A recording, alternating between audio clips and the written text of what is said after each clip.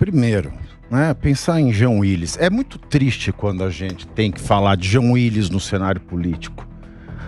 Da mesma maneira como eu acho triste falar de algumas figuras da direita no Brasil. E estou falando isso para ser muito honesto. Por exemplo, eu tenho uma dor no coração de ter que falar coisas da Carla Zambelli, por exemplo. E, para mim, tá no mesmo espectro folclórico do bizarro a figura do Jean Willis. Então eu olho essas duas, isso eu exemplifico como que há de pior, e é o pêndulo da estupidez que se retroalimenta. Quem é o Jean Willis? O Jean Willis, ele tem a formação dele, a Universidade Federal da Bahia. Eu não sei mais sobre o intelecto desse cidadão, que ficou notabilizado, teve o grande feito, ou seja, teve o heróico acontecimento na vida dele de ganhar o BBB, né, o Big Brother Brasil, que é um espetáculo onde as pessoas ficam confinadas numa casa, abrindo mão da sua intimidade, abrindo mão da sua vida privada, ficam expondo o seu dia a dia para ganhar dinheiro. É isso que ser socialista... Como este socialista ficou conhecido no Brasil? Abrindo mão da sua intimidade para ganhar dinheiro. E ele pegou esse dinheiro, ele doou? Não. Esse dinheiro está lá. Está incorporado ao patrimônio dele. Pelo menos estava até a última eleição, quando ele concorreu. E repito, e ele coloca, todo mundo que concorre é candidato, tem que colocar a sua declaração de imposto de renda. Então ele é esta figura canhestra do socialista maroto que fica rico, expondo a sua intimidade para ganhar dinheiro, né? Como dizia Macunaíma do Mário de Andrade, é dandar para ganhar vintém.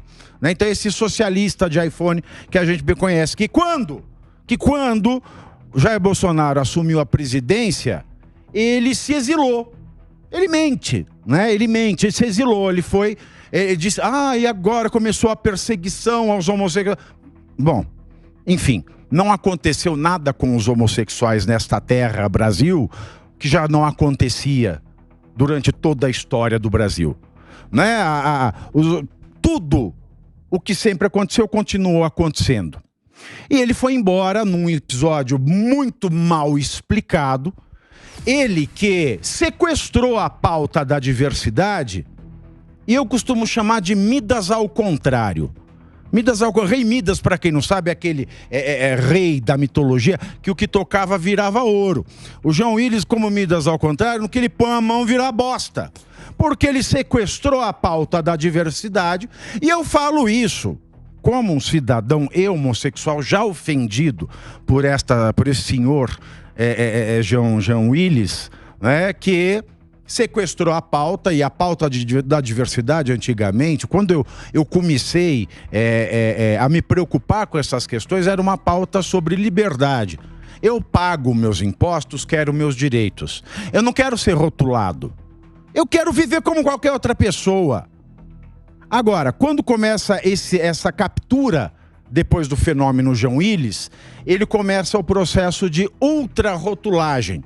Ou seja, ele transforma a diversidade numa coisa falsa, fake como ele, um socialista que se notabiliza por abrir mão do seu direito à intimidade para ganhar dinheiro, que é o que esse senhor é. Na verdade, é uma grande farsa. É tanto uma grande farsa que, quando ele foi convidado para ser capa da revista Rolling Stone, ele se fantasiou de Che Guevara. De Che Guevara, meu senhor. De Che Guevara.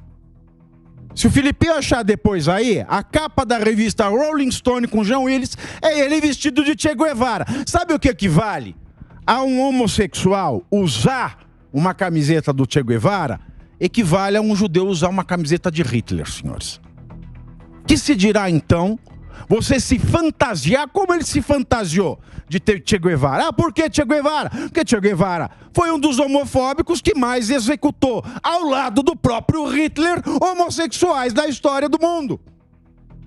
Então como é que eu vou dar algum crédito para um socialista que ganhou notabilidade por vender a sua intimidade por dinheiro que ele não doou, e que depois sequestra a pauta da diversidade e transforma em ultrarrotulação, avacalha a pauta e ainda sai na capa de uma revista vestido de homofóbico, assassino de gays. Aí depois ele se autoexila numa passagem pouco explicada. Ele vai para Cuba? Não. Ele vai para Venezuela? Não. Ele vai para a China? Não. Ele vai para o raio que o parta antes fosse? Não, foi para Barcelona. Foi para os Estados Unidos. Foi para a Alemanha. Foi para Barcelona é animada de homem que eu vou contar. Eu tenho experiências em Barcelona que eu adoraria me exilar em Barcelona. Não precisa contar. Adora, mas ele foi para lá. E agora ele volta. 2021 ele volta. Acabou o quê? Acabou o perigo, acabou a homofobia no Brasil, gente. Acabou, todo mundo hoje pode andar com segurança na rua. Agora é engraçado que ele voltou filiado ao PT. Porque até anteontem ele era filiado ao PSOL. Agora ele voltou filiado ao PT, voltou atrás de um carguinho e já começou a ser útil. E veio essa história de... primeiro, escola cívico-militar. Estava ajudando 192 mil crianças que estavam condenadas à porcaria que é a educação pública brasileira. Aí vem o Eduardo Leite, que, assumir-se ou não, cada um tem direito. Não é porque ele ficou notabilizado por ser um BBB, não é porque ele abre a sua intimidade por dinheiro, que todo mundo tem que ficar abrindo a sua intimidade por dinheiro. Nem todo mundo é tão mercenário quanto esse senhor que se chama Jean Willis. Nem todo mundo menospreza o direito à intimidade, como esse senhor chamado Jean Willis, que tão ruim, apesar dos prêmios de Congresso em Foco, que é tudo uma bobagem no fim das contas, quando ele esteve deputado federal, ele não conseguiu fazer nada pelo público LGBT. Tudo que o público LGBT conquistou foi através do STF. E só. Porque ele, como deputado, o chefe da bandeira, não fez nada. E bastou ele sair do Congresso. Foi no ano que ele saiu do Congresso, para o Congresso, pela primeira vez, colocar na fachada do edifício as cores da diversidade. Ou seja, ele é tão ruim que bastou ele sair para melhorar no Congresso a diversidade. Acho que a grande contribuição à diversidade dele é a do bode na sala. Porque ele saiu para algum respeito aparecer por ali. E agora ele volta já fazendo barulho e diz que o Eduardo Leite tem fetiche, tem tara, porque ele é extremista, é de direita, tem tara por uniforme. E se tiver? Primeiro, se tiver, qual é o problema? Qual é o problema de ter tara por uniforme? Ele não é o líder da diversidade? Você tem que ter tara por quê? Por homem de calcinha? Tem que ter tara por homem de sutiã? Por homem que pinta a unha? Cada um tem a tara que quer. Você não cometendo crime, não sendo mentiroso como é este senhor Jean Willis, você faz o que quiser entre quatro paredes. Aliás, essa foi a militância que eu fazia quando eu comecei a me preocupar com a minha condição existencial de homossexual. Se ele tem tara por uniforme, deixa. Agora, quando ele vem e joga isso do Eduardo Leite, mas ele deve ter tara por gente de uniforme, é por isso que ele apoia a escola cívico-militar. Isso prova que ele é um embuste, ele é uma farsa, ele é um mentiroso, porque lá atrás ele já se fantasiou com a roupa militar. Che Guevara usava roupas militares. Ou ele não sabe o que é um uniforme militar?